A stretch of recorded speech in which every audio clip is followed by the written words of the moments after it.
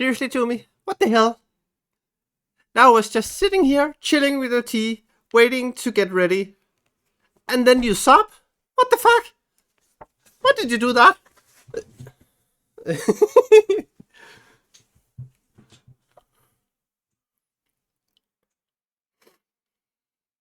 But I see you found yourself a founder's badge. That's nice.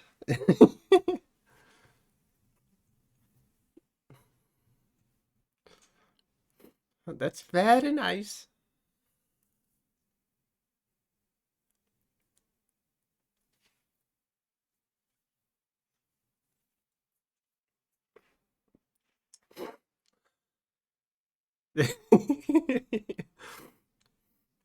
Yeah, those things are rare. You better get them while you can, because they might be gone soon.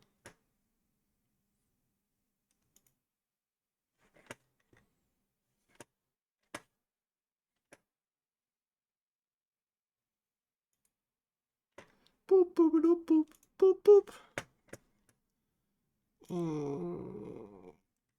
Not there. Mm. Mm.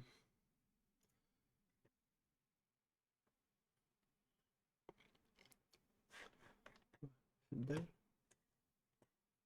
Can't remember.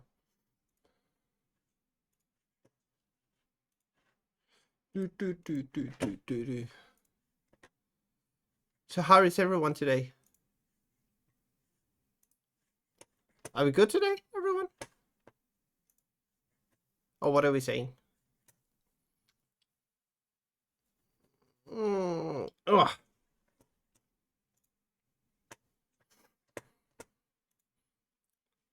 Because today?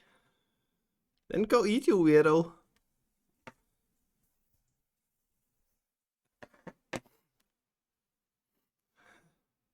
No need to be here if you're hungry. Then just go eat and then come back.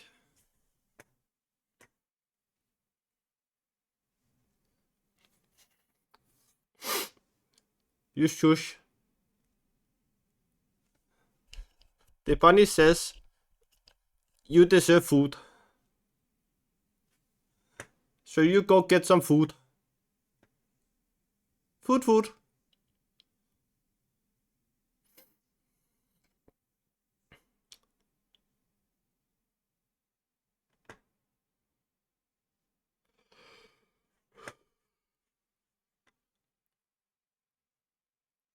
Hey, I'm not food. No, get some food, everything. Get some food.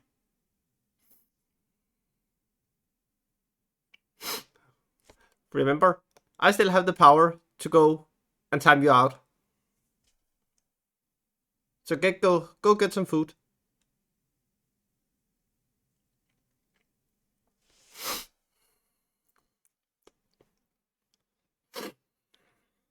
At the moment, I'm just sitting here waiting for my tea to be done. That's about 4.5 minutes.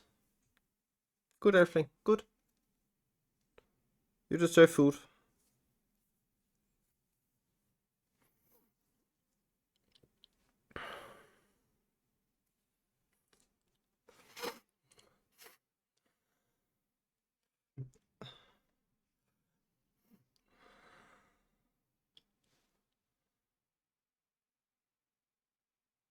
Yeah, just do that. It's fine. We can do this. And you can take the patate.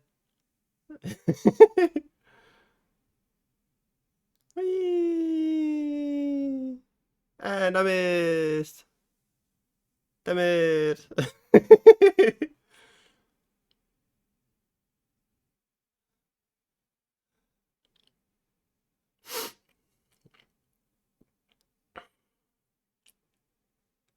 Nice shifting.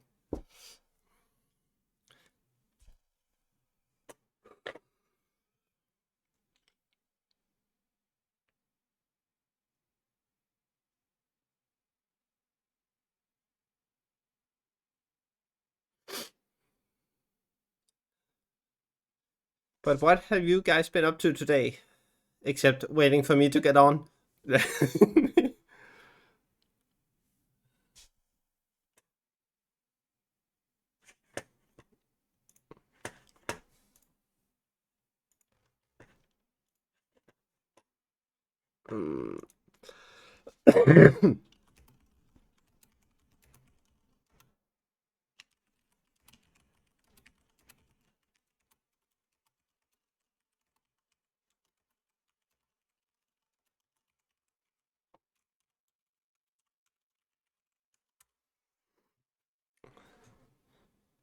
Because I've just been sitting here or laying in my sofa and watching the new Avatar series on Netflix.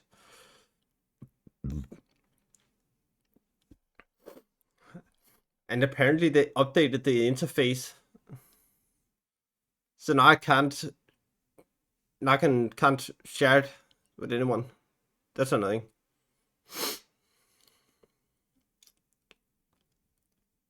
So yeah. What to do? Can't really do anything about it. But yeah. I also think Avatar is the last thing I actually want to see on Netflix.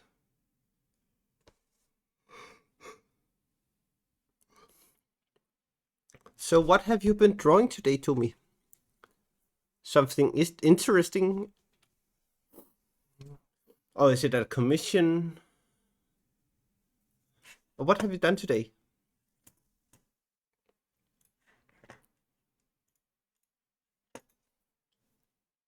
1 minute. Yay.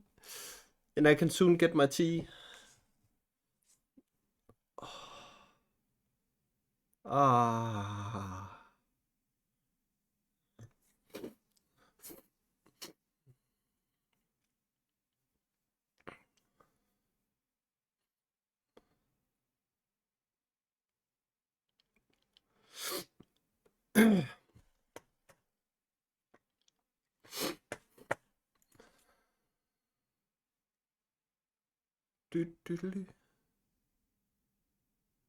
Aw, Sag. I'm sorry to hear that, Tommy. I hope you can soon get a new computer, so you won't have these issues. Hi, Lothriel. Hi. I hope you have had a good day.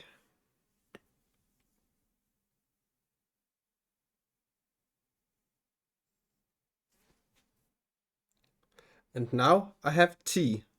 Yay!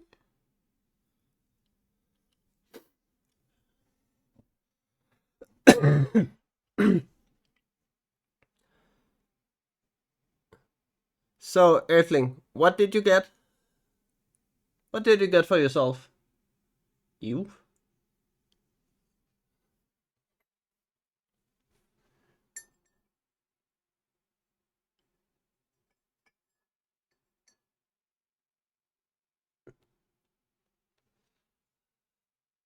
You? Because factory intimate tea? That's not drinkable. Oh yeah, I want to show you something. I just remembered. Look! It's a funny candle!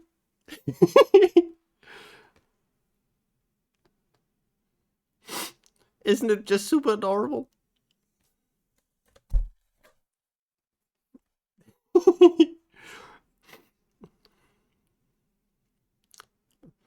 Of course, I'm not gonna light it because it's just adorable.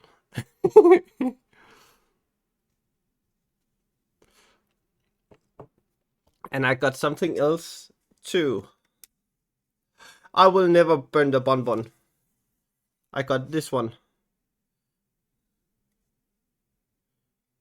I'm not sure you can see it properly. There you go. Now you can see.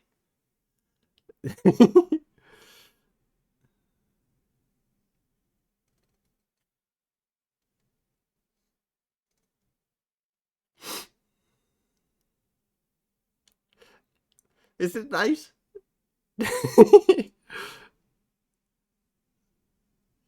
Just sitting on my table.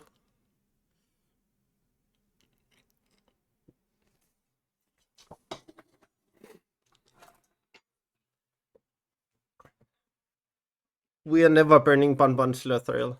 Never burning them. Never, never, never. It's not ethical for a bonbon to burn another bonbon. No chance. Oh, chamomile tea. That's nice. And soon, I just remembered, soon we can actually, I hope, not is that hard? Not next stream, but the stream after that one. I actually think that that I have some new bookmarks to show you. Because yeah, I kinda ordered 3 new bookmarks, one for each of the books.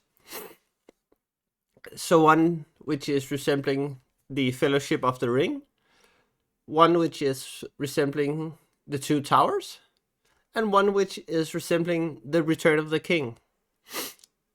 And I know for a fact that the artist is doing them right now.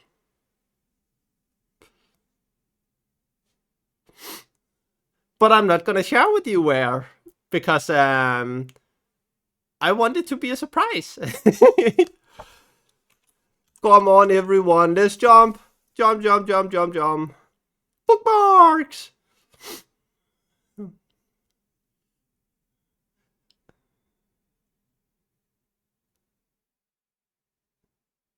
So, who's gonna land?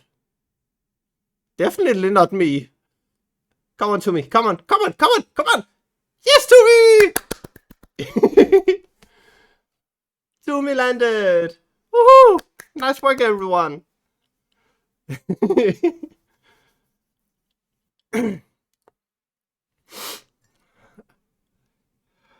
And a sip of tea to that. Look here, a little bonbon. Isn't it cute?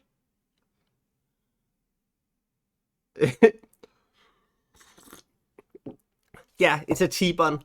Hi, Amy. Oh, hi, Nikki. Nikki. It's nice to see you in here, Nikki. First time. Very lovely to see you in here.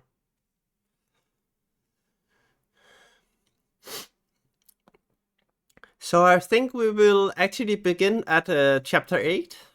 And I think we might actually finish chapter 8 today as well. So how many pages are we going? Okay, so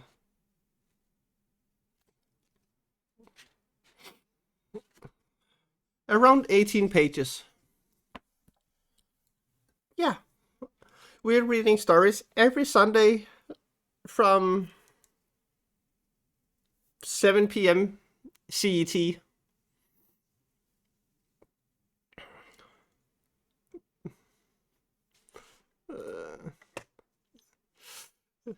Come on, everyone!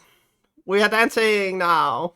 Jump the forks, set the bottles and burn the corks, set the bottles a better place. Like so people back in hate. To the back, they protect the matter mat. That's the sore. Set around on every door.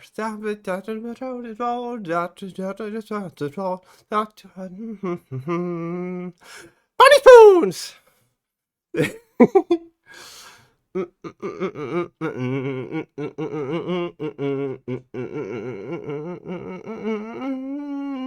That's what people back in hate.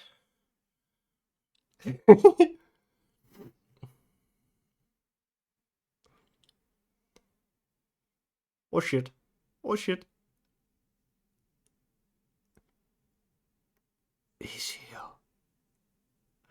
And with that, we start for today. Thank you, Mr. Thart. Thank you.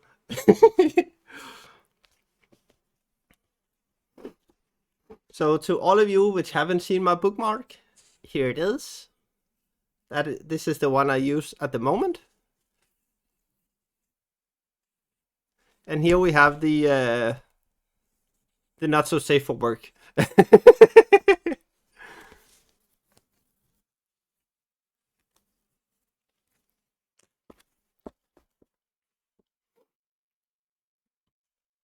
Oh shit, oh shit, no! No shitting on my book! No shitting on my book!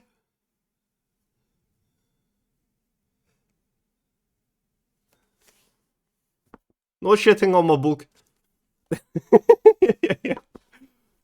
Oh shit! Literally.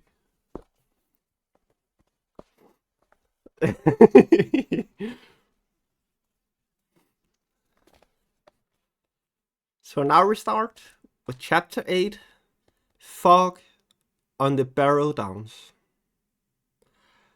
That night they heard no noises, but either in his dreams or out of them, he could not tell which.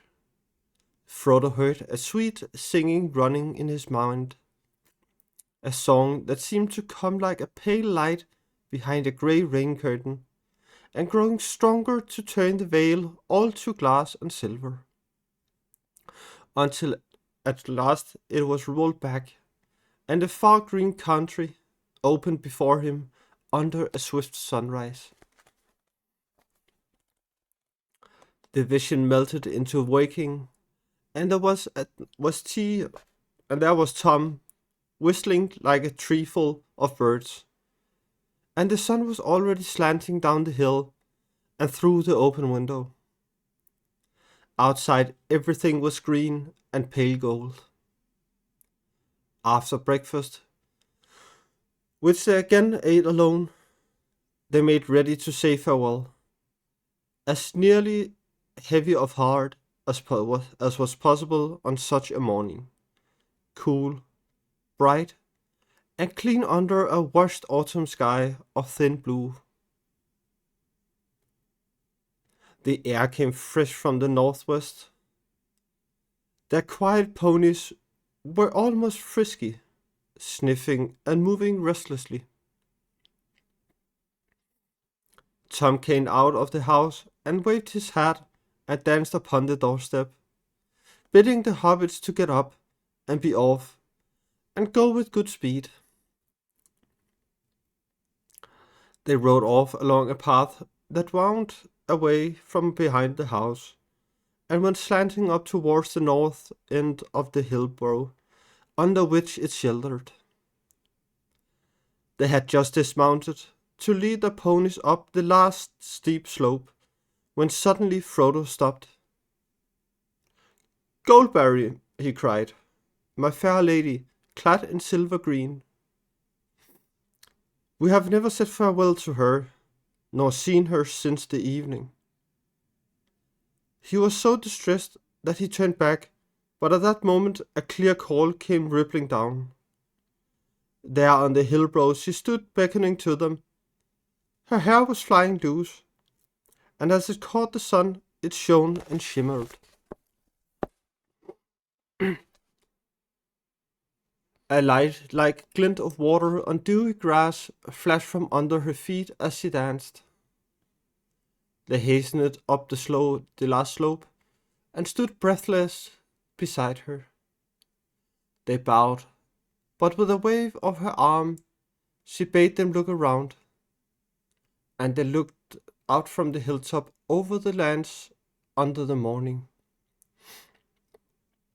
It was now as clear and far seen as it had been veiled and misty when they stood upon the knoll in the forest, which could now be seen rising pale and green out of the dark trees in the west. In that direction, the land rose in wooded ridges, green, yellow, russet under the sun, beyond which lay hidden the valley of the Brandywine.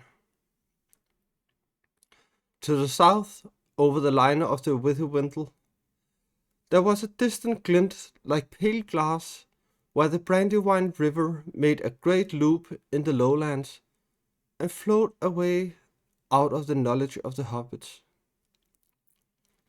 Northward beyond the dwindling downs, the land ran away in flats and swellings of grey and green and pale earth colors, until it faded into a featureless and shadowy distance. Eastward the Barrow Downs rose, ridge behind ridge into the morning, and vanished out of eyesight into a guess. It was no more than a guess of blue and a remote white glimmer blending with the hem of the sky. But it spoke to them, out of memory and old tales, of the high and distant mountains.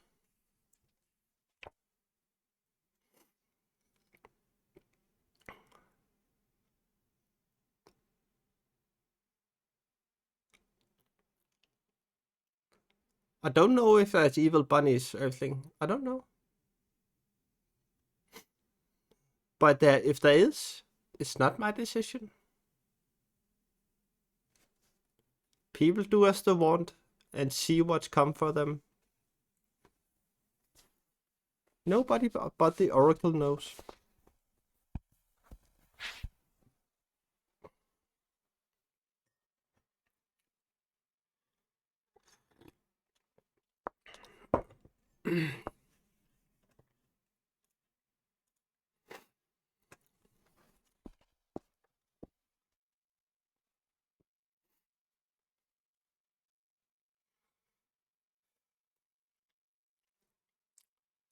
They took a deep draught of air and felt that a skip and a few stout strides would bear them wherever they wished.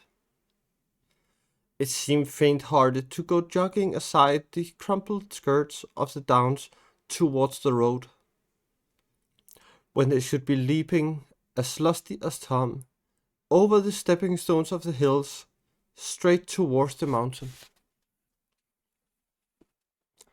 Goldberry spoke to them and recalled their eyes and thoughts. Speed now, fair guests, she said, and hold to your purpose. North with the wind in the left eye, and a blessing on your footsteps. Make haste while the sun shines. And to Frodo she said, Farewell, elf friend. It was a merry meeting. But Frodo found no words to answer. He bowed low and mounted his pony, and followed by his friends jogged slowly down the gentle slope behind the hill. Tom Bombadil's house and the valley and the forest were lost to view. The air grew warmer between the green walls of hillside and hillside, and the scent of turf rose strong and sweet as the breath.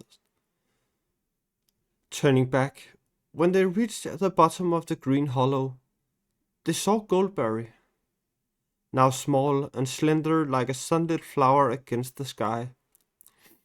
She was standing still watching them, and her hands were stretched out towards them. As they looked, she gave a clear call, and lifting up her hand, she turned and vanished behind the hill.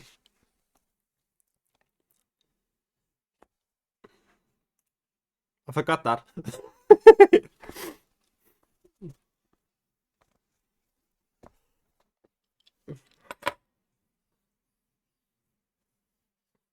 Me stopping things and then forgetting I have stopped them.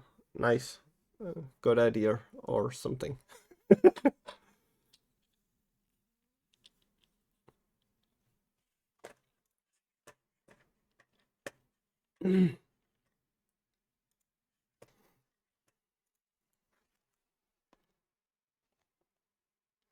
Their way wound along the floor of the hollow, and round the green feet of a steep hill into other deeper and broader valley, and then over the shoulders of further hills, and down their long limbs, and up their smooth sides again, up onto new hilltops, and down into new valleys. Oh, that was annoying. 2 seconds. Oh. There was no tree, nor any visible water. It was a country of grass and short springy turf, silent except for the whisper of the air over the edges of the land, and high lonely cries of strange birds. As they journeyed, the sun mounted and grew hot. Each time they climbed a ridge, the breeze seemed to have grown less. When they caught a glimpse of the country westward, the distant forest seemed to be smoking, as if the fallen rain was steaming up again from leaf and root and mold. A shadow now lay round the edge of sight, a dark haze above which the upper sky was like a blue cap, hot and heavy. About midday, they came to a hill whose top was wide and flattened, like a shadow saucer with a green mounted rim.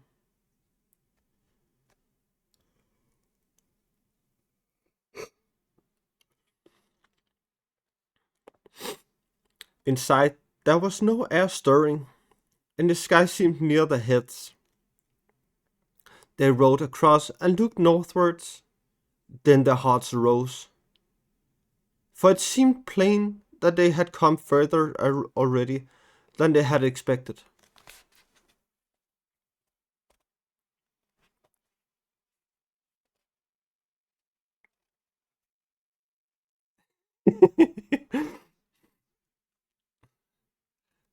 Yeah, that's your favorite redeem, right?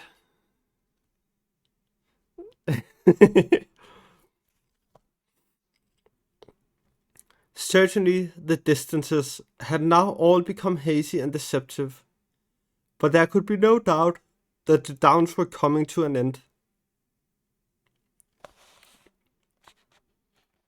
And now we jump, everyone.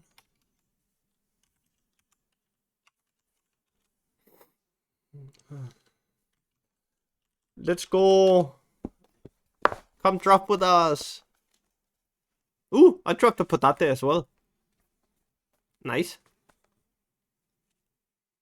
You can't take your own, Mr. Thord. You can only take others.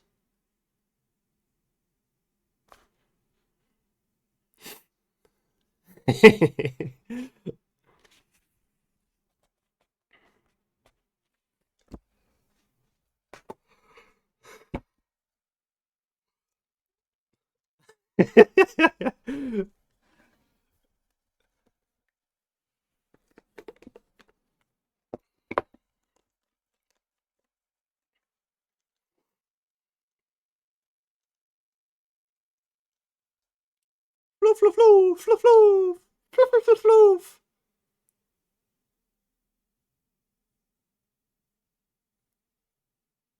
No!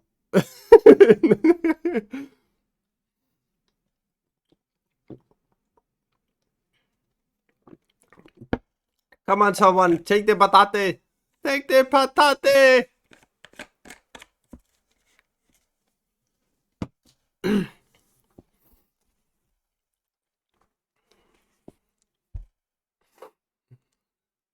Nice to me. You got the patate.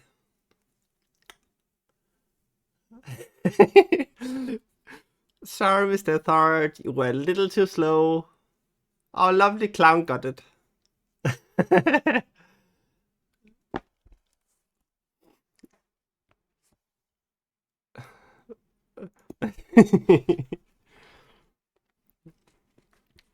Yeah.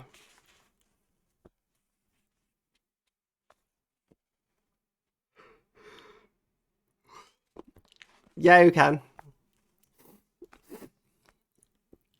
I'm surprised you even have more points by now.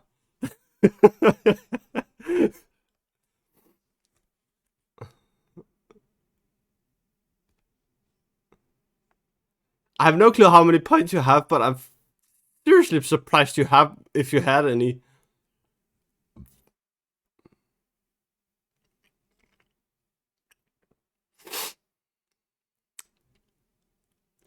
And everyone, I updated the hug command today. So now it's different.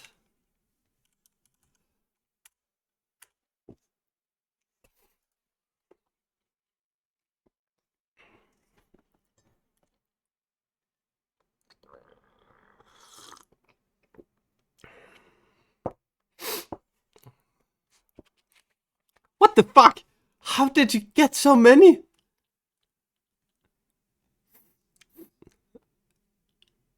Seriously, how do you have so much? Wow. I didn't see that fucking coming. Wow. Nice.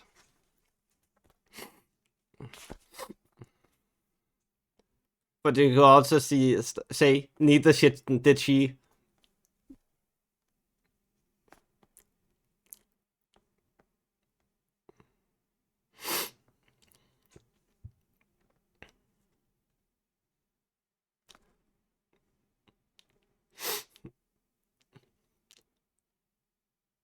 Yeah, I know. Bad joke.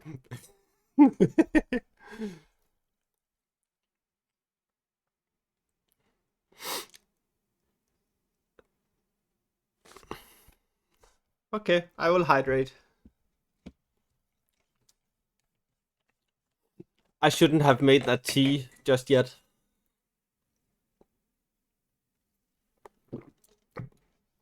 It makes me a little bit tired to drink chamomile tea. So here we go.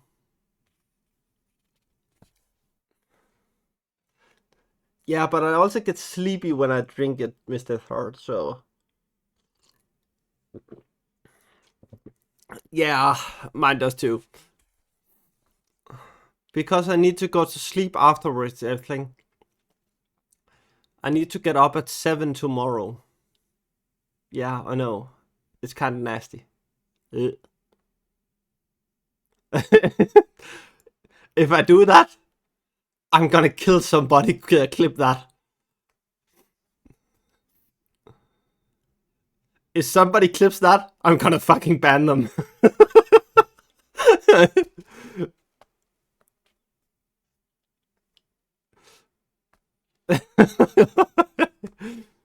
No, I don't snore. I actually don't snore. I only like do what I usually do because of my nostrils.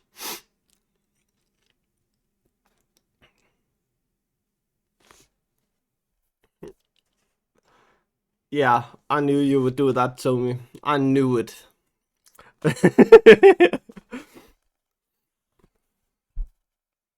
What the? No! I'm not moaning when I'm sleeping. What the fuck, everything?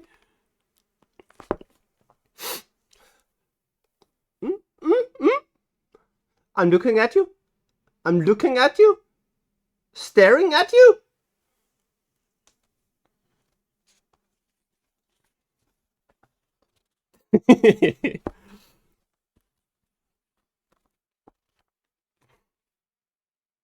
Wow.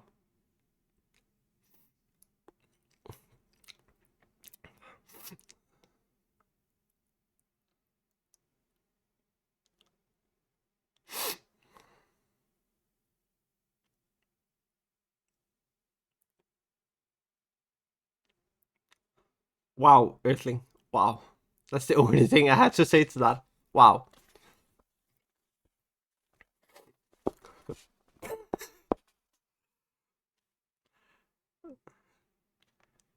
A long valley lay below them, winding away northwards, until it came an opening between the two steep shoulders.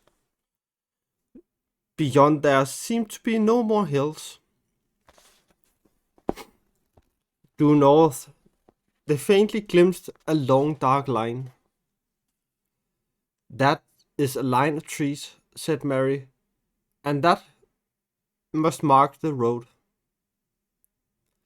Along all along it, for many leagues east of the bridge, are the trees growing. Some say they were planted in the old days. Splendid, said Frodo. If we make a good going this afternoon, as we have done this morning, we shall have left the downs before the sun sets, and be jogging on in search of a camping place. But even as he spoke, he turned his glance eastward. and he saw that on that side of the hills were higher and looked down upon them, and all those hills were crowned with green mounds, and on some were standing stones, pointing upwards like jagged teeth out of green gums. That view was somehow disquieting, so they turned from the side and went down into the hollow circle. In the midst of it, there there stood a single stone, standing tall under the sun above, and at this hour casting no shadow. It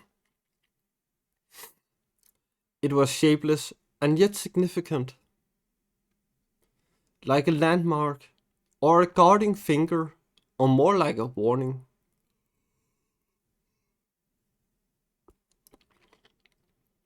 But they were now hungry, and the sun was still at the fearless noon. So they set their backs against the east side of the stone. It was cool, as if the sun had had no power to warm it, but at that time this seemed pleasant. There they took food and drink, and made as good a noon meal under the open sky as anyone could wish. For the food came from down on the hill. Tom had provided them with plenty for the comfort of the day. Their ponies unburdened stray upon the grass, riding over the hills and eating their fill, the warm sun and the scent of turf, lying a little too long, stretching out their legs and looking at the sky above their noses. These things are, perhaps, enough to explain what happened. However that may be, they woke suddenly and uncomfortably from a sleep they had never meant to take. The standing stone was cold, and it cast a long pale shadow that stretched eastward over them. The sun, a pale and watery yellow, was gleaming through the mist just above the west wall of the hollow in which they lay. North, south, east. Beyond the wall of fog was thick, cold, and white. The air was silent, heavy, and chill. Their ponies were standing crowded together with their heads down. The hobbits sprang to their feet in alarm and ran to the western rim. They found that they were upon an island in the fog. Even as they looked out in dismay towards the setting sun, it sank before their eyes into a white sea, and a cold grey shadow sprang up in the east behind. The fog rolled up to the walls and rose above them, and as it mounted it bent over their heads until it became a roof. They were shut in a hall of mist, whose central pillar was the standing stone. They felt as if a trap was closing about them, but they did not quite lose heart. They still remembered the hopeful view that they had had of the line of the road ahead, and they still knew in which direction it lay. In any case, they now had so great a dislike for that hollow place about the stone that no thought of remaining there was in their minds. They packed up as quickly as their chill fingers would work. Soon they were leading the ponies in single file over the rim and down the long northward slope of the hill, down into a foggy sea. As they went down, the mist became colder and damper, and the hair hung lank and dripping on their foreheads. When they reached the bottom, it was so chill that they halted and got out cloaks and hoods which they soon became bedewed with great drops. Then, mounting their ponies, they went slowly on again, feeling their way by the rise and the fall of ground. They were steering as well as they could guess, for the gate-like opening at the far northward end of the long valley which they had seen in the morning. Once they were through the gap, they had only to keep on in anything like a straight line, and they were bound in the end to strike the road. Their thoughts did not go beyond that, except for a vague hope that perhaps way beyond the downs there might be no fog.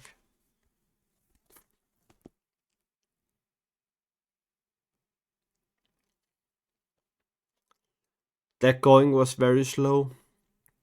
To prevent their separated and wandering in different directions, they went in file, with Frodo leading, Sam was behind him, and after him came Pippin and then Merry.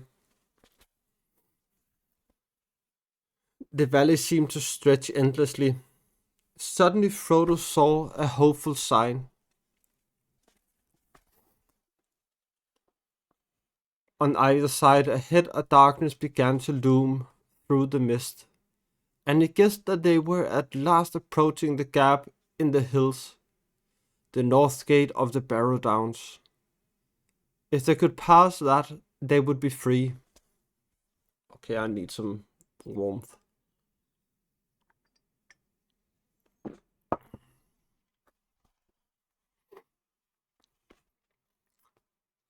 Come on, follow me, he called back over his shoulder, and hurried forward. But his hope soon changed to bewilderment and alarm. The dark patches grew darker, but they shrank, and suddenly he saw, towering ominous before him, and leaning slightly towards one another like the pillars of a headless door, two huge standing stones. He could not remember have seen any sign of these in the valley when he looked out from the hill in the morning.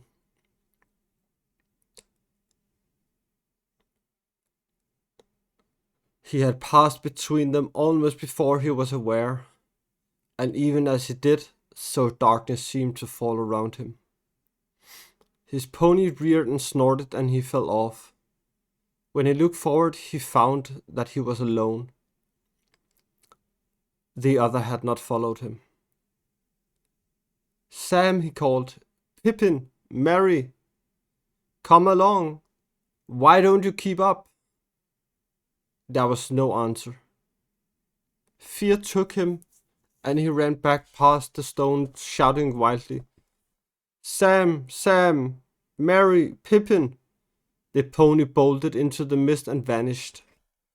From some way off, or so it seemed. He thought he heard a cry. Hoy, Frodo, hoy! It was away eastward. On his left as he stood under the great stones, staring and straining into the gloom. He plunged off in the direction of the call, and found himself going steeply uphill. As he struggled on, he called again, and kept on calling more and more frankly. But he heard no answer for some time, and then it seemed faint and far ahead and high above him. Frodo, hoy! Came the thin voices out of the mist, and then a cry that sounded like help, help, often repeated, ending with a last help. The trail off into a long wail suddenly cut short. He stumbled forward with all the speed he could towards the cries, but the light was gone, and clinging night had closed about him, so that it was impossible to be sure of any direction.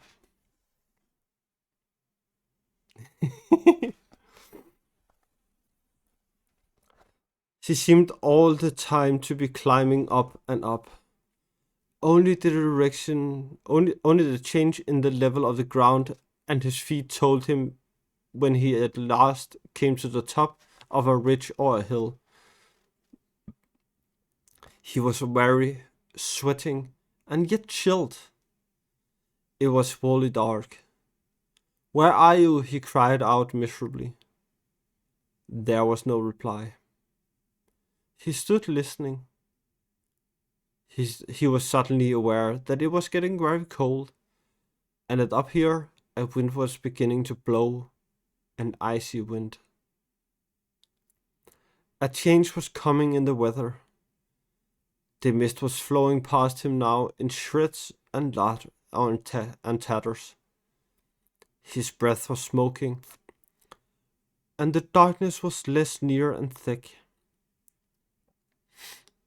He looked up and saw with surprise that faint stars were appearing overhead amid the strands of hurrying cloud and fog. The wind began to hiss over the grass. He imagined suddenly that he caught a muffled cry, and he made towards it. And even as he went forward, the mist was rolled up and thrust aside, and the starry night was unveiled. A glance showed him that he was now facing southward, and was on a round hilltop, which he must climb from the north. Out of the east, the biting wind was blowing. To his right, there loomed against the westward stars a dark black shape. A great barrel stood there. "Where are you?" he cried again, both angry and afraid. "Here," said the voice, deep and cold, that seemed to come out of the ground. "I'm waiting for you." "No," said Frodo, but he did not run away. His knee gave and he fell on the ground. Nothing happened, and there was no sound. Trembling, he looked up in time to see a tall, dark, like a shadow against the stars. It leaned over him. He thought there were two eyes, very cold, though lit with a pale light that seemed to come from some remote distance. Then a grip stronger and colder than iron seized him. The icy touch froze his bones, and he remembered no more. When he came to himself, for a moment he could recall nothing except a sense of dread. Then suddenly he knew that he was imprisoned, caught hopelessly. He was in a burrow which had taken him, and he was probably already under the dreadful spells of the Barrowwiths about which whispered tales spoke. He dared not move, but lay as he found himself, flat on his back upon a cold stone, with his hands on his breast. Interesting. But though his fear was so great that it seemed to be part of the very darkness that was around him, he found himself as he lay thinking about Bilbo Baggins and his stories, of the jogging along together in the lanes of the Shire and talking about roads and adventures. There is a seed of courage hidden, often deeply, it is true, in the heart of the fattest and most timid hobby.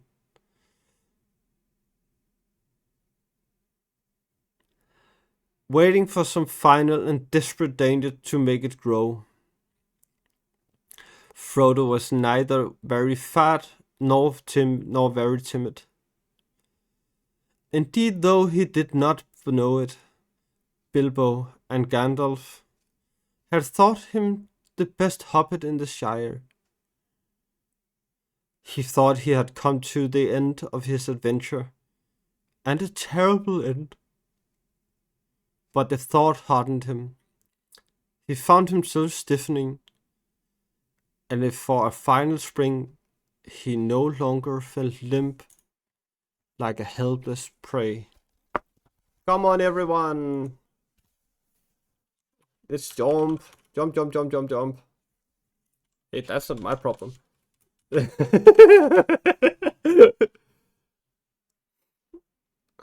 Nice, Tumi! Nice!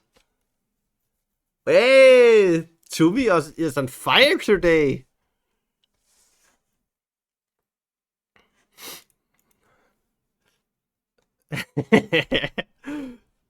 Dang, Tumi!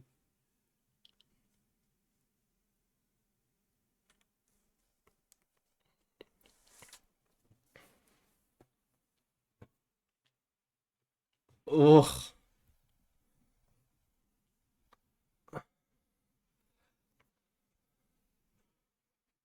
Ooh. Nice, Mr. Thor. Nice.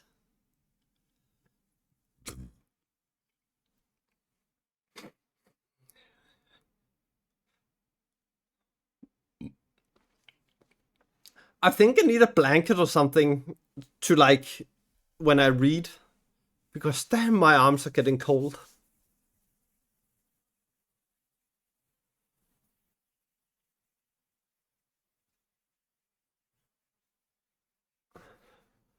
No, not sleep on.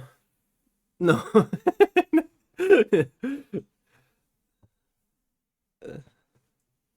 Fuck no. I need to finish this chapter.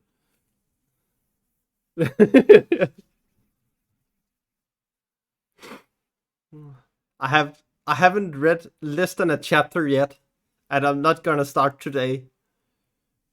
I might have to do it at a later point.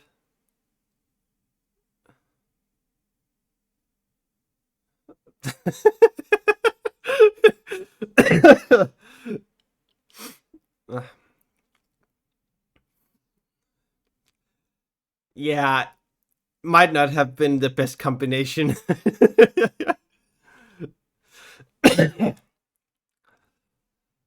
It's just my arms getting cold.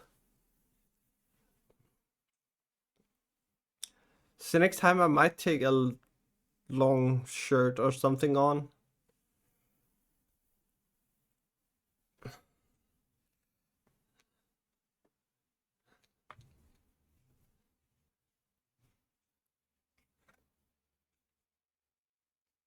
Ugh.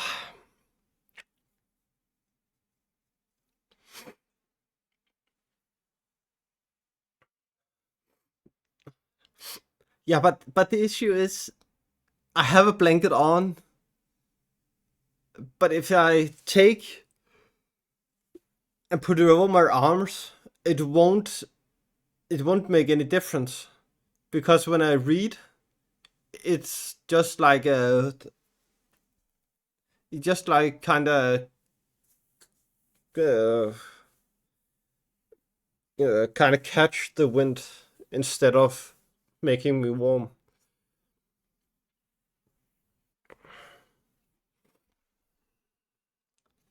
But we are at 133.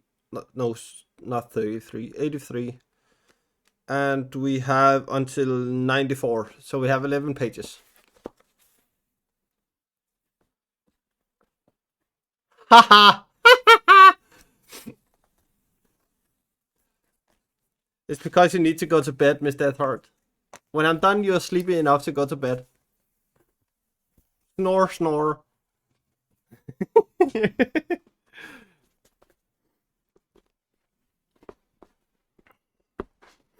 Yes. Snore, snore.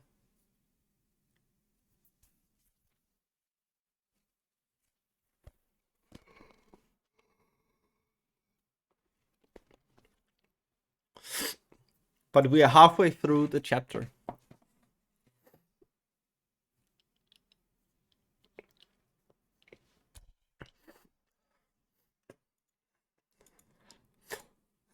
People, I think we have a Nazgul in our midst.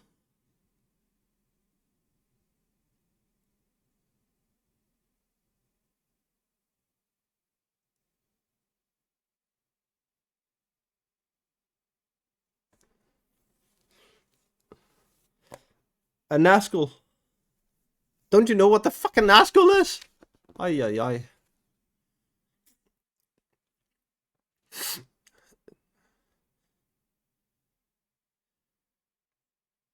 Earthling haven't been educated enough. He haven't seen the movies of Lord of the Rings. So I have to show him. Not school.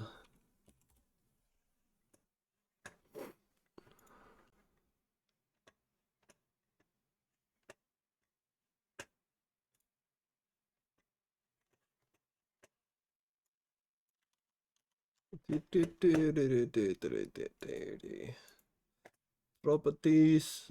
That one. There.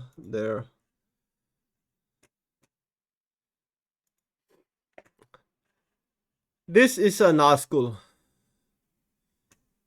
I actually think this one in particularly is the Witch King of Angmar. And these are the ones we have heard about already in the story.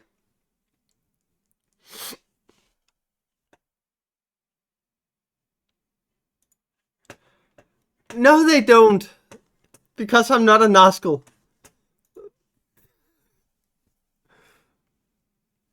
Hi, Stan. Hi. We were just talking about Nazguls and the Witch King of Angmar.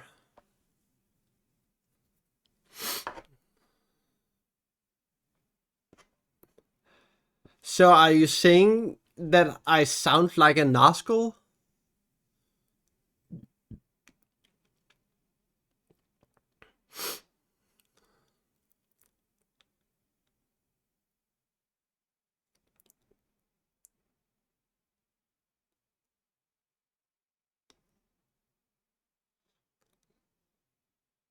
Are you really saying I sound like a Nazgul? Miss Deathheart? Are you?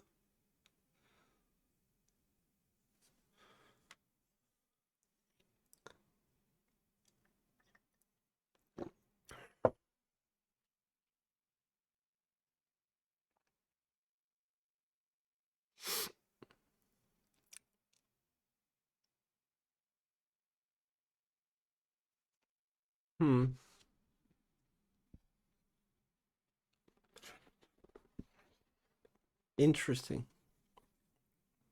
Earthling?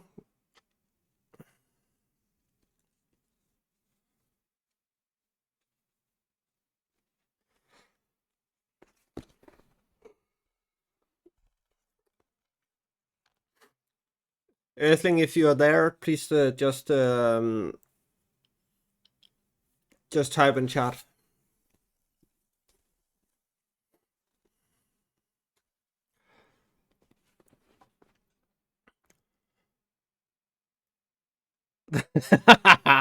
Yes.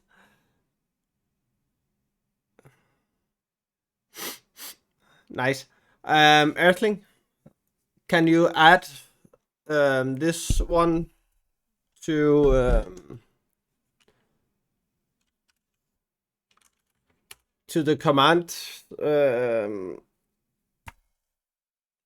suggestion area in the server?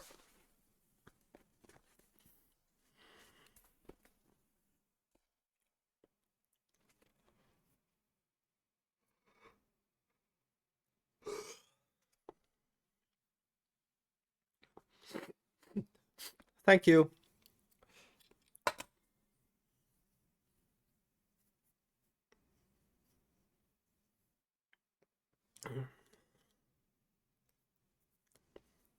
You just wanted me to fall asleep. I have 11 pages to go, and then I can drink the rest of my tea, even though I have already emptied like 2/3 of it.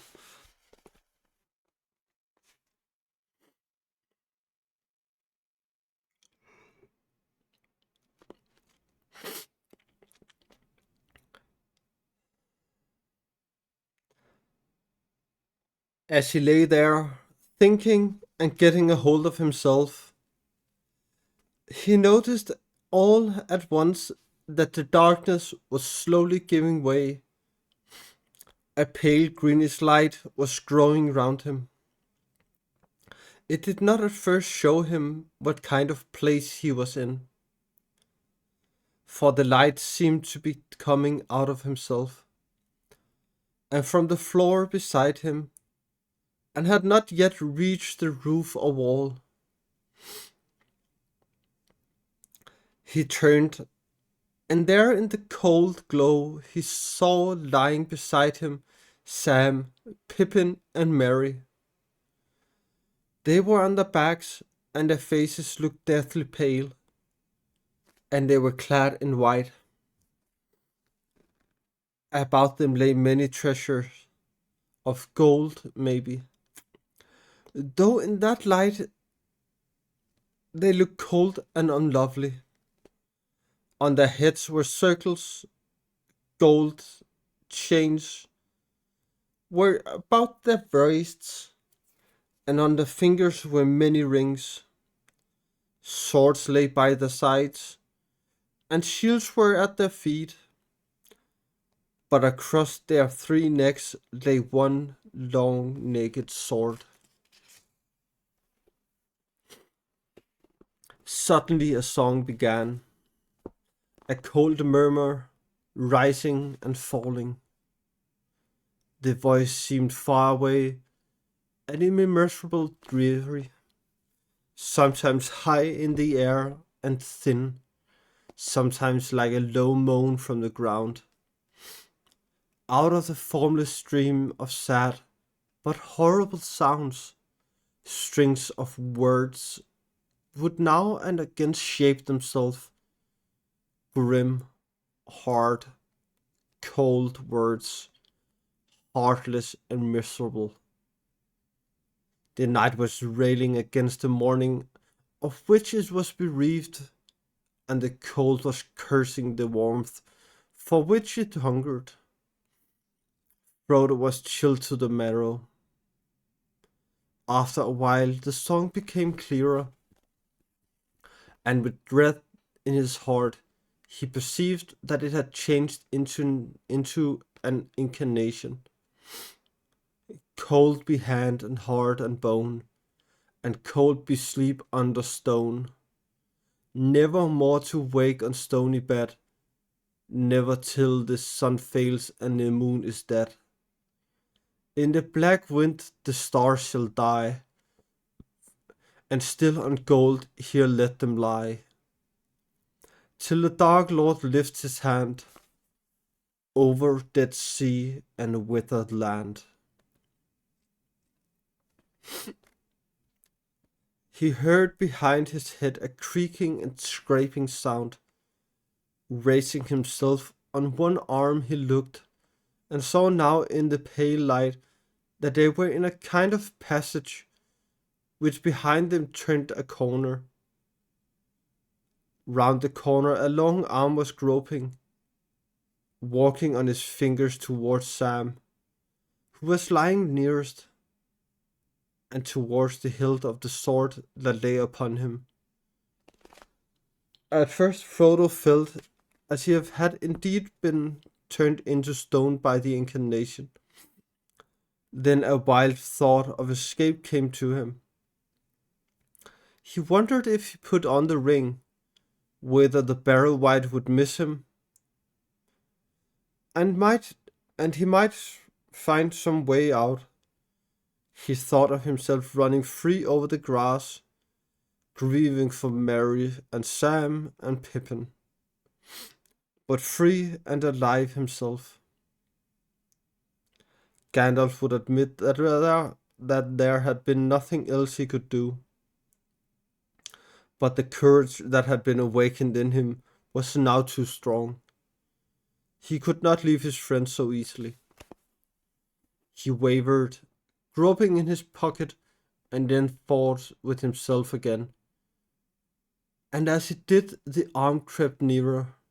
Suddenly resolve hardened in him, and he seized a sword a short sword that lay beside him, and kneeling he stooped low over the bodies of his companions. With what strength he had, he hewed at the crawling arm near the wrist, and the hand broke off. But at the same moment the sword splintered up to the hilt. There was a shriek, and the light vanished. In the dark there was a snarling voice. Frodo fell forward over Merry, and Mary's face felt cold. All at once, back into his mind, from which it had disappeared with the first coming of the fog, came the memory of the house down under the hill, and of Tom singing. He remembered the rhyme that Tom had taught them. In a small, desperate voice he began, "Ho, Tom Bombadil," and with that name his voice seemed to grow strong.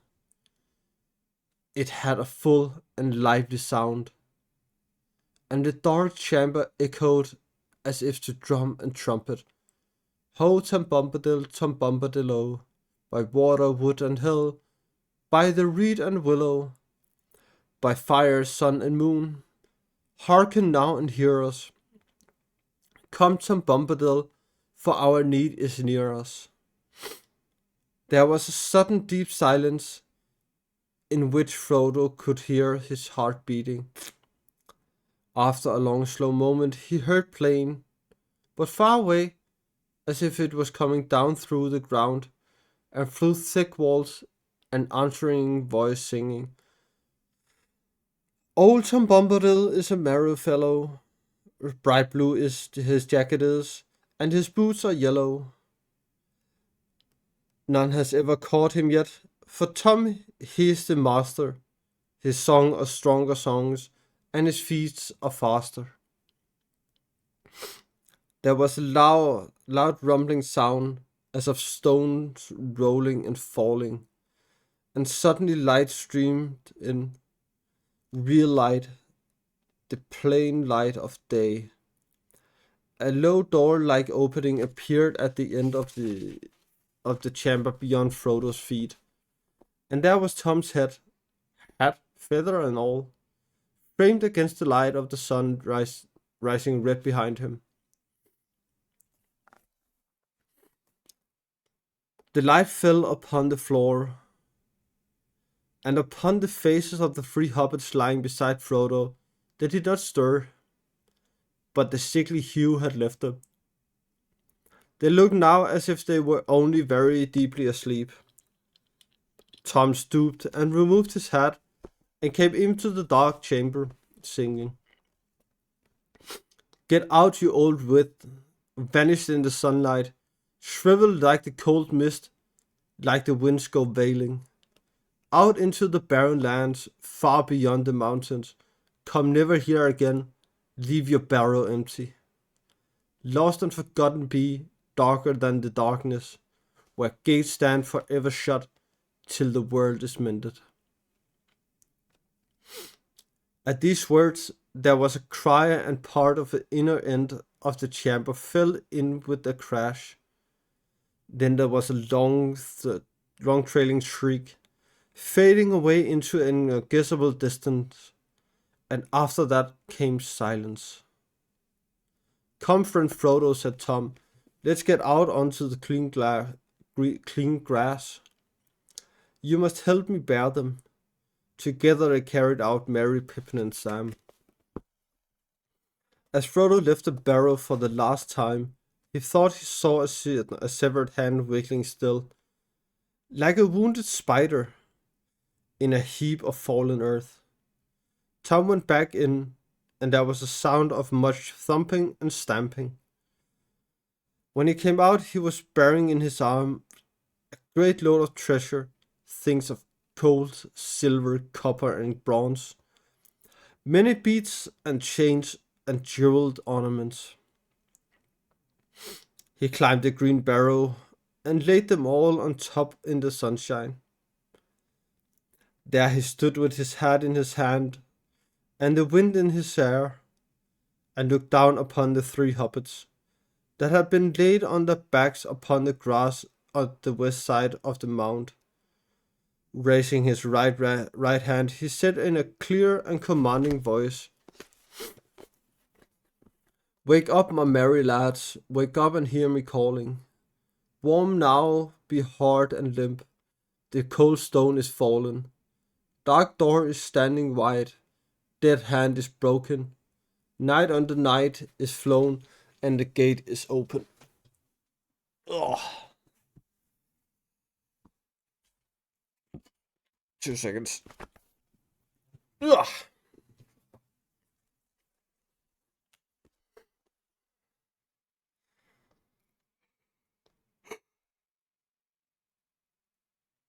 Ugh.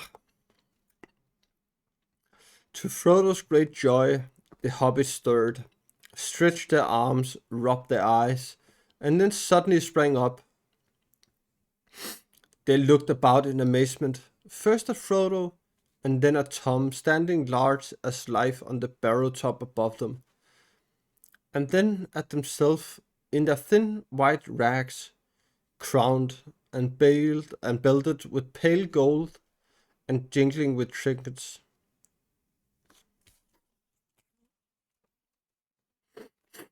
Come on, everyone! It's time to jump! Jump, jump, jump, jump, jump, jump, jump! Ooh, a torta patate. Nice. Ugh. Ugh.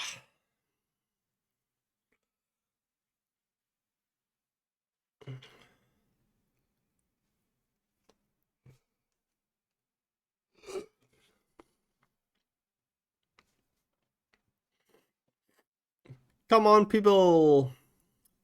About 10 seconds left. Drop it, drop it, drop it, drop. Let's go!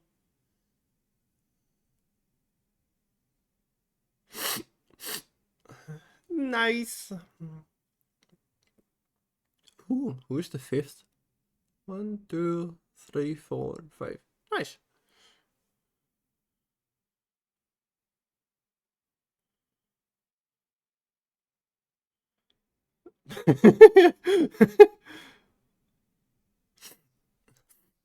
Whee!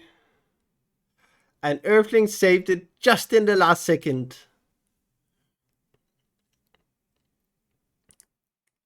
Nice.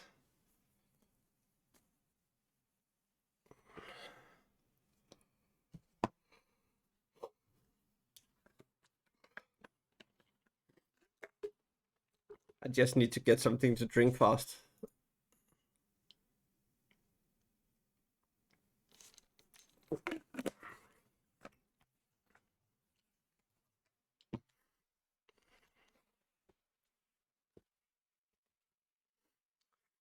Because now we can continue. What in the name of wonder, began Mary, feeling the golden circlet that had slipped over one eye. Then he stopped, and a shadow came over his face, and he closed his eyes. "Of course, I remember," he said. "The men of Khon Doom came over us at night, and we were worsted. Ah, the spear in my heart." He clutched at his breast. "No, no," he said, opening his eyes. "What am I saying? I have been dreaming." "Where did you get to, Frodo?" "I thought that I was lost," said Frodo, "but I don't want to speak of it. Let us think of what we are going to do now. Let's go on." "Dressed up like this, sir?" said Sam. "Where are my clothes?" He flung his circlet belt and rings on the grass and looked round helplessly as if he expected to find his cloak, jacket, and breeches, and other hobbit garments lying somewhere to hand. "You won't find your clothes again," said Tom, bounding down from the mound and laughing as he danced round them in the sunlight.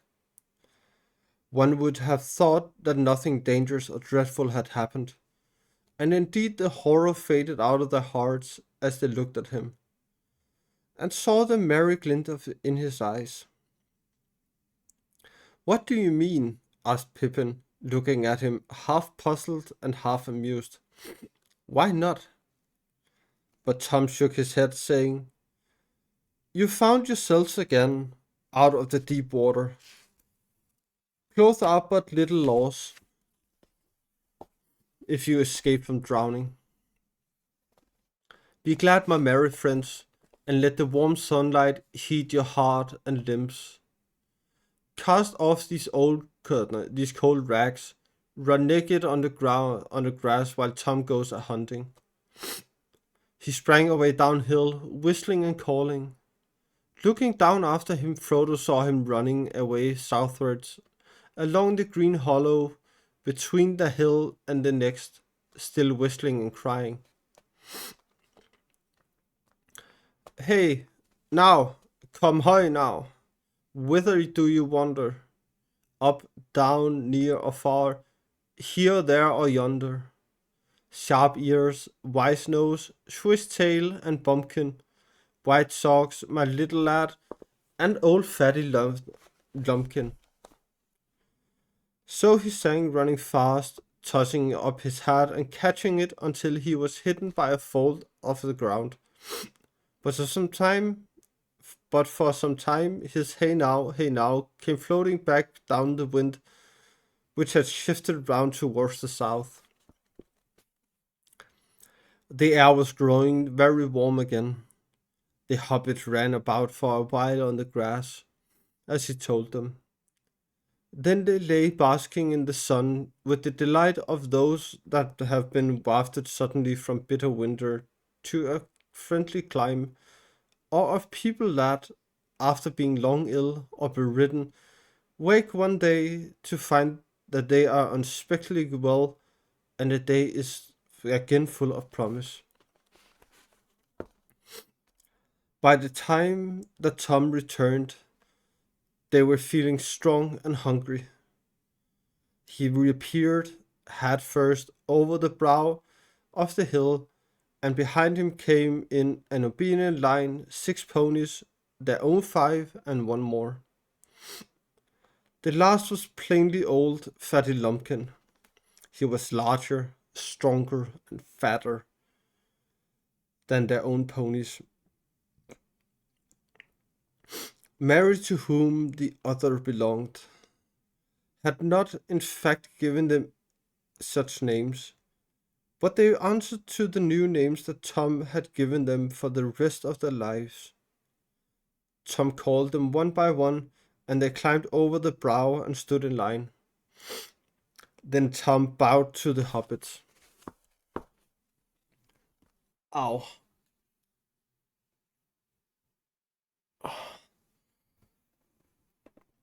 Oh. Here are your ponies now, he said. They have more sense in some way than you wandering hobbits have, more sense in their noses. For they sniff danger ahead, which you walk right into. And if they run to save themselves, then they run the right way. You must forgive them all, for though their hearts are faithful, to face near of barrel wits is not what they were made for. See, here they come again, bringing all their burdens. Thank you, Mr. Thor.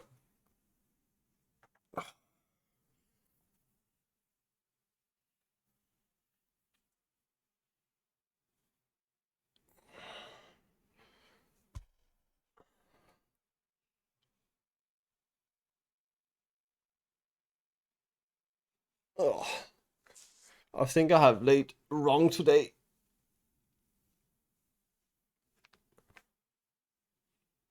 So, but yeah. What to do?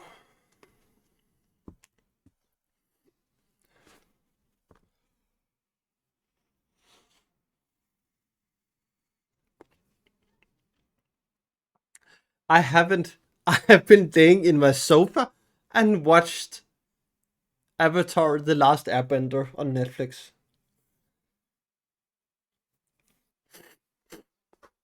Even though I think the one on Nickelodeon is better. That is your problem.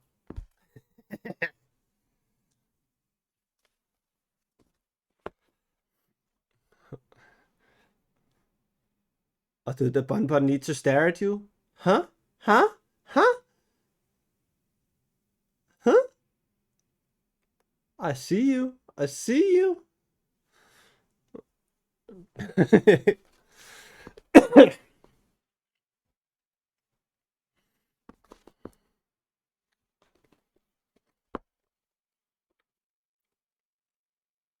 Mary, Sam, and Pippin now clothed themselves in spare garments from the packs, and they soon felt too hot, for they were obliged to put on some of their thicker and warmer things that they had brought against the oncoming winter.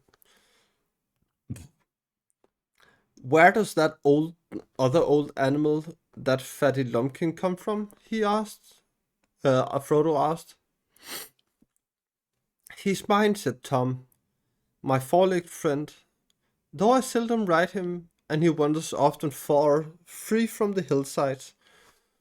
When your pony stayed with him, they got to know my lumpkin, and they smelt him in the night, and quickly ran to meet him. I thought he looked for them. He'd look for them, and with his words of wisdom, take all their fears away. But now my jolly lumpkin, old Tom's going to ride. Hey, he's coming with you? Just to set you on the road? So he needs a pony. For you cannot easily talk to hobbits that are riding, when you're on your own legs trying to trot beside them.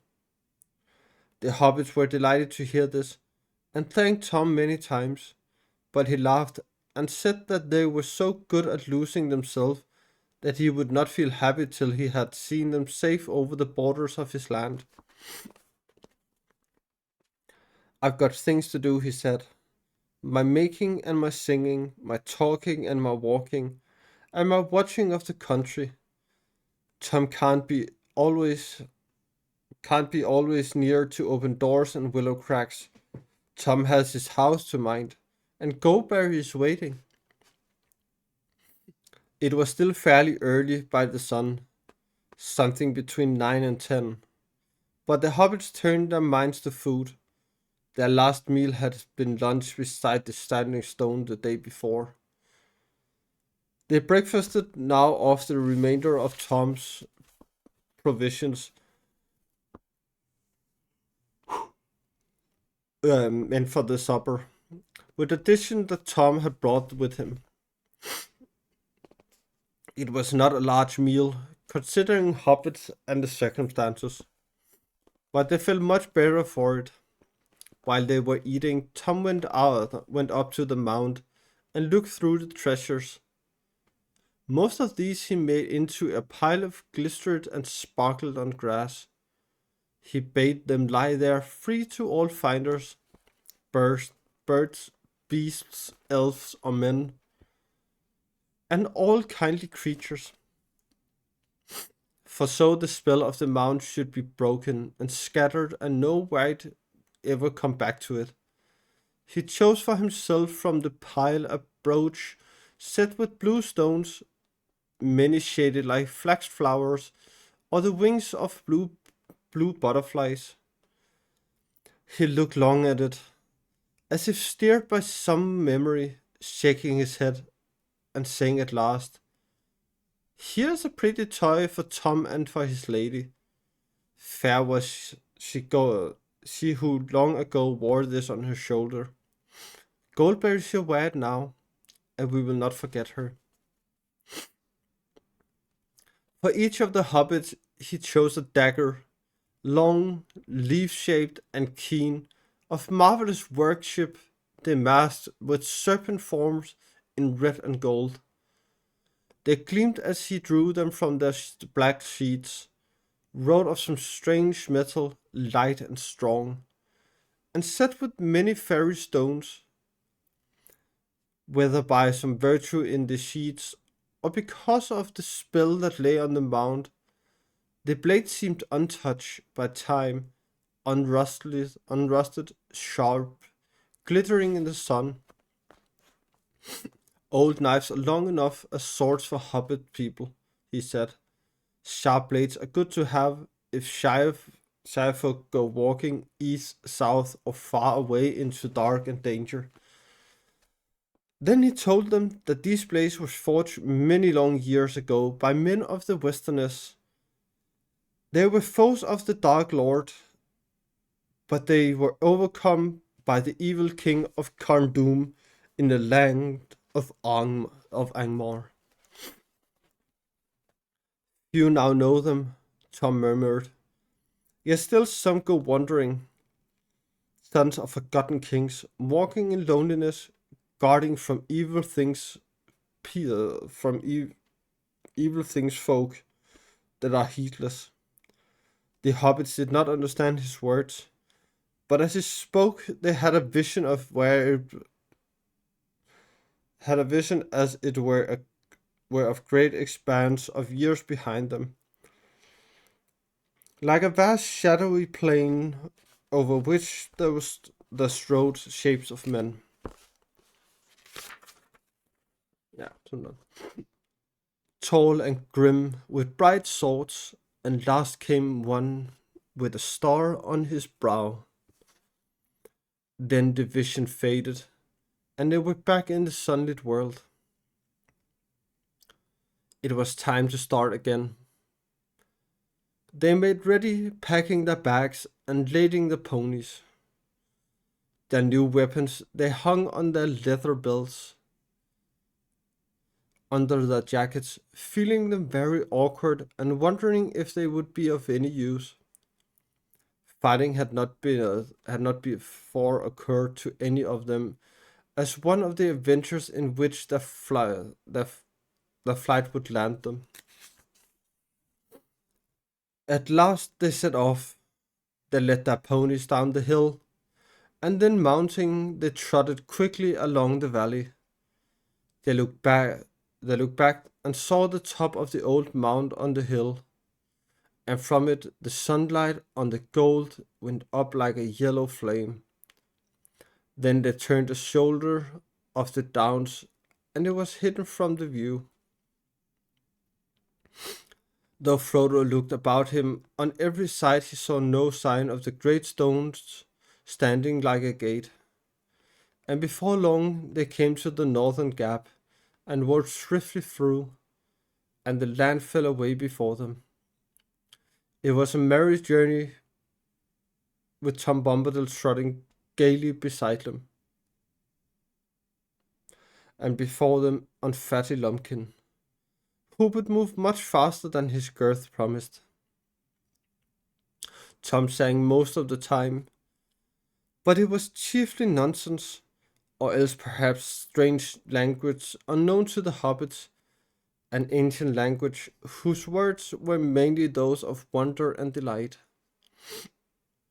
They went forward steadily, but they soon saw that the road was further away than they had imagined. Even without a fog, their sleep at midday would have prevented them from reaching it until nightfall on the day before. The dark line they had seen was not a line of trees, but a line of bushes growing on the edge of a deep dike with a steep wall on the further side. Tom said that it had once been the boundary of a kingdom, but a very long time ago. He seemed to remember something sad about it, and would not say much. They climbed down and out of the dike and through a gap in the wall, and then Tom turned due north, for they had been bearing somewhat to the west. The land was now open and fairly level, and they quickened their pace. But the sun was already sinking low when at last they saw a line of tall trees ahead, and they knew that they had come back to the road after many unexpected adventures. They galloped their ponies over the last furlongs and halted under the long shadows of trees. They were on the top of a sloping bank, and the road, now dim as evening drew on, wound away below them. At this point it ran nearly from southwest to northeast, and on the right it fell quickly down into a wide hollow. It was rutted and bore many signs of recent heavy rain. There were pools and potholes full of water. They rode down the bank and looked up and down. There was nothing to be seen. "Well, here we are again at last," said Frodo. "I suppose we haven't lost more than 2 days by my shortcut through the forest. But perhaps the delay would prove useful. It may have put them off our trail." The other looked at him. The shadow of the fear of the Black Riders came suddenly over them again. So, Earthling, do you know what the Black Riders are?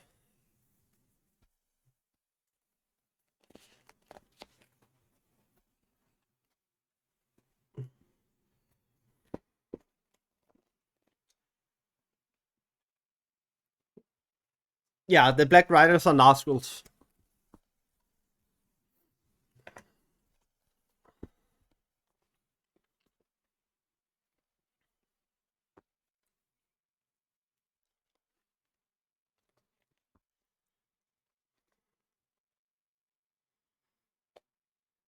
Ever since they had entered the forest, they had thought chiefly of getting back to the road.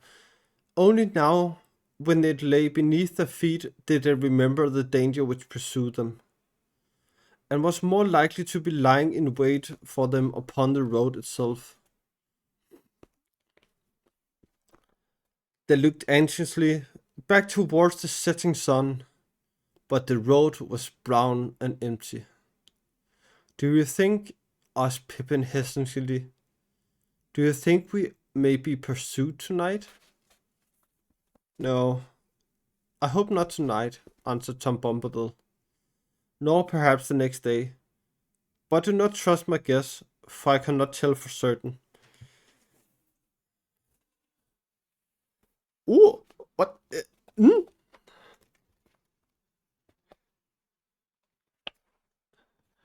Wow. Hi, Josh. Hi, Raiders. Thank you for popping in. Ooh, there's a golden Kappa train. Nice. And thank you for coming in. We do not have much left, but I really appreciate you thinking of me. I know it's not much I'm streaming, so it's hard to catch me. But I really appreciate it. And to all the raiders which don't know or who don't know me, I'm Demi, and I read. So at the moment we are reading The Lord of the Rings, and we are just finishing up at the 8th chapter. And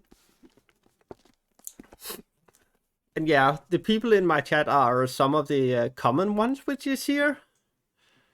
And yeah, as Earthlings say, I'm a bunny. A bonbon. And I'm staring at you.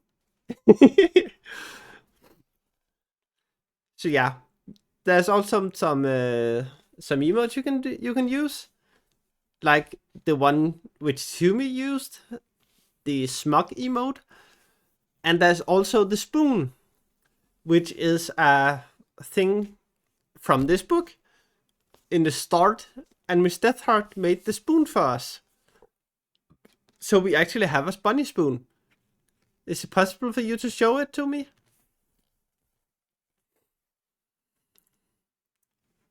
Yes, there we have the spoon. It's a nice spoon, and we love to give it to other people.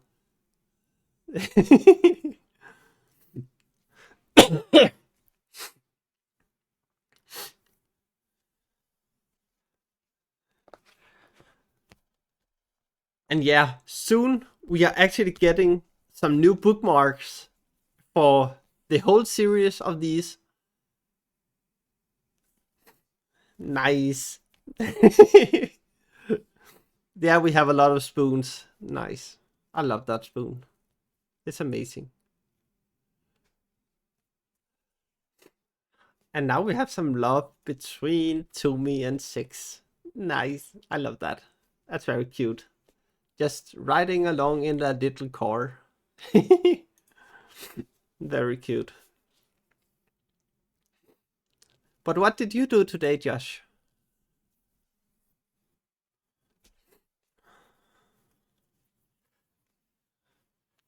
I'm at the moment I'm actually really good. Um, there's a lot of lovely people in here. Um, yeah, and it's of course is our weekly relax time. Senses, hi. Ooh, if you have some art you want to show, please just show it. As far as I can remember, all links are allowed. Of course, if people ask first. So if you want to share your Instagram or maybe a Ko-Fi or a merch shop or something, please just do.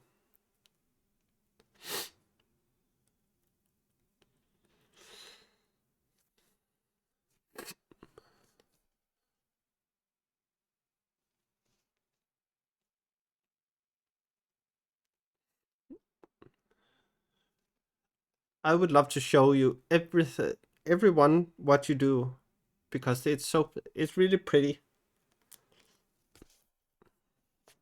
Oh, yeah, didn't go through. Why didn't it go through? Hmm, I don't like that. Why didn't it go through? Annoying.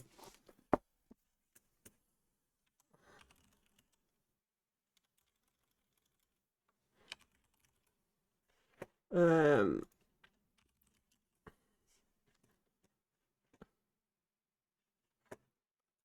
I need to fix that. Vero! Hi! Hi, Kimmy! Hi! There we have him. And let's just find the Josh. The amazing Josh. Josh. The amazing Josh.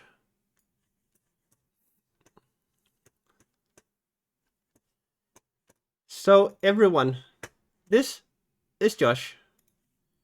Josh is an amazing person. And he draws. He draws a lot of nice things. So here you can see a little bit of what Josh he does.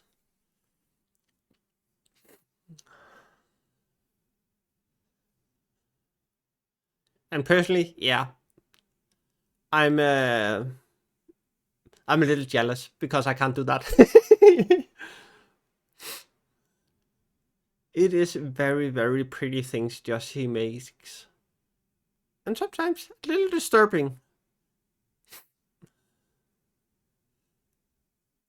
Like the pizza slices tongue sticking each other. And this is Josh right here. This is Josh. Oh, that is very psychedelic.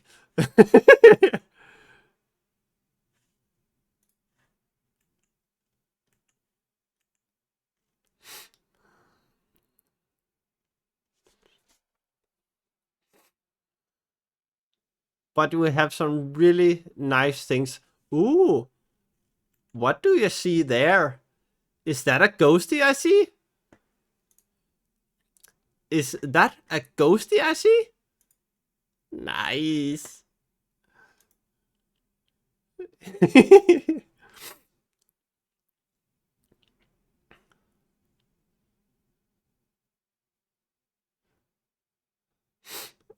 That is very nice, Josh. Very nice.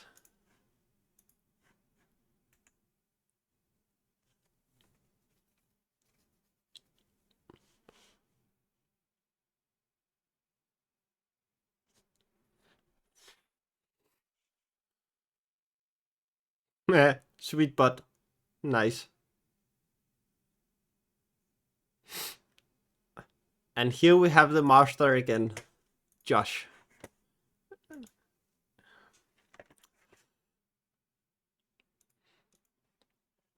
So if you want to, go to his channel and his Instagram and then follow him.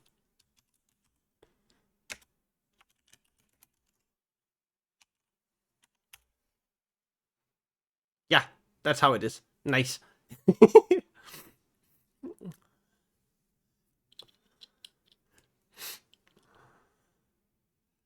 And that is how we do it. Yeah.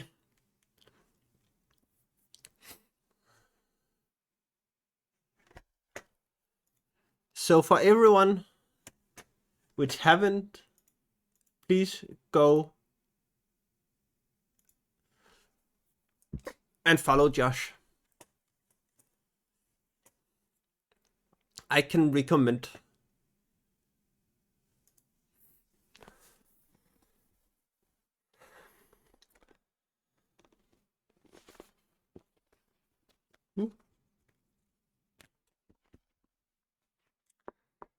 So let's see. There we were.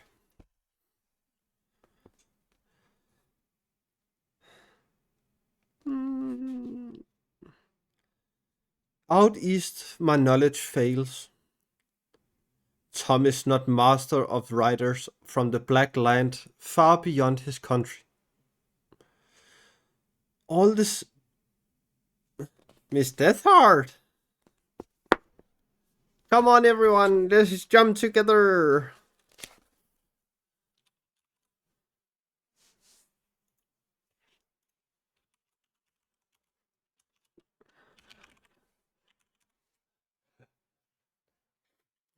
Let's jump for the bush as bunnies, everyone!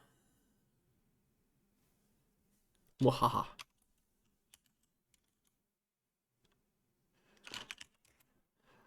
Come on, Toby. Come on. Let's just drop everyone. Woohoo! Let's get in there. It's very chaotic.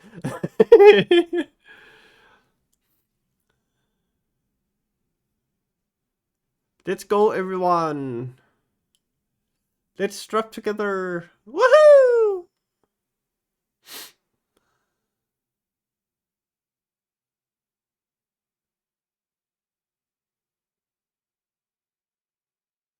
And do Earthling hit it again? And Earthling hits again. Woohoo! And then there's just a group of friends out to the west. Just hanging out and staying together. Very nice. And thank you all for contributing to that jump.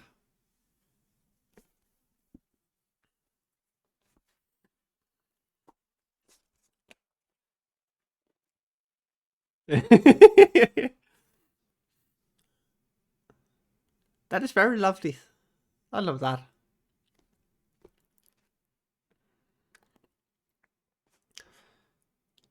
All the same, the hobbits wished he was coming for them.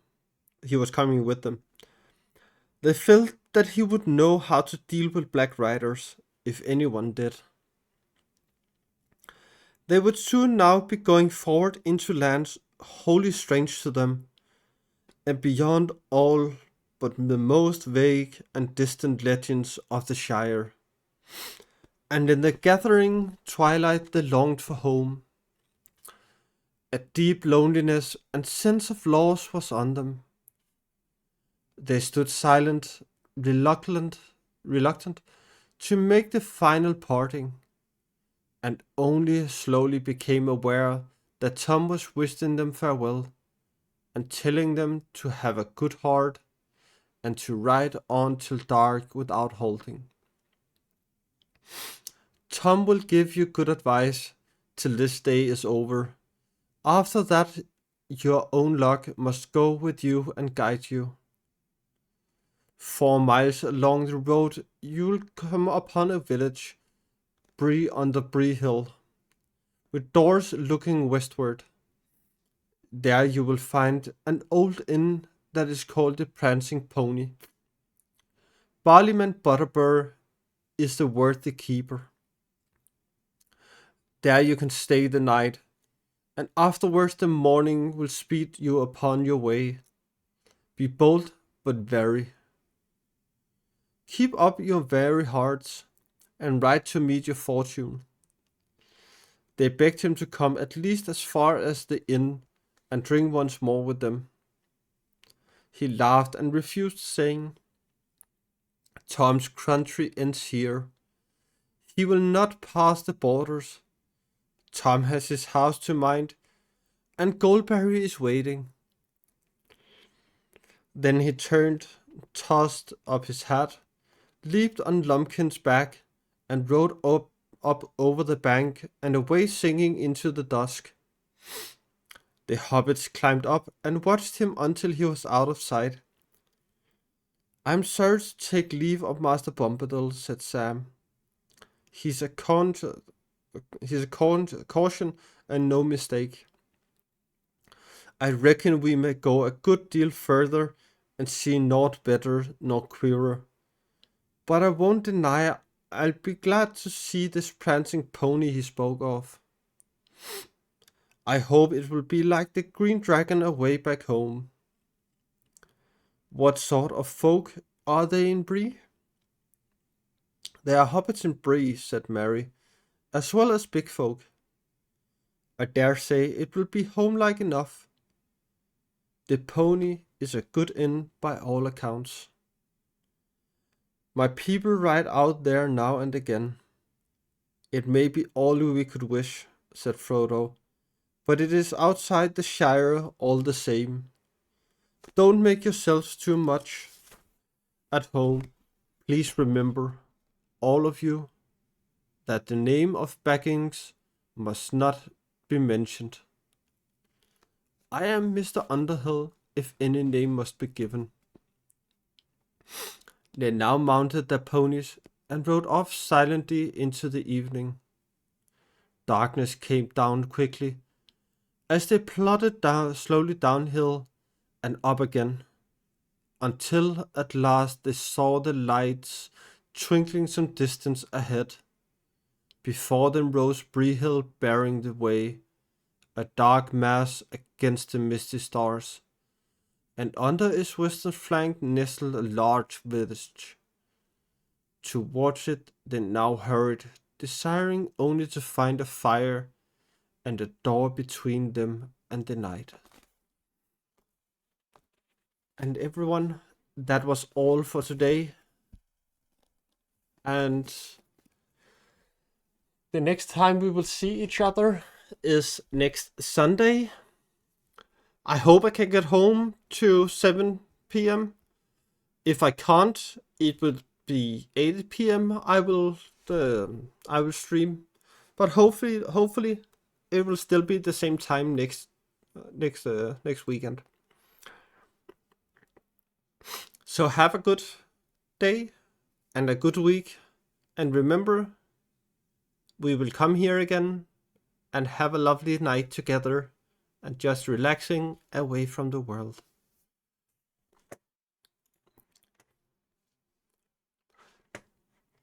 Yeah. And that will be everything from me today. So good night and have a lovely week.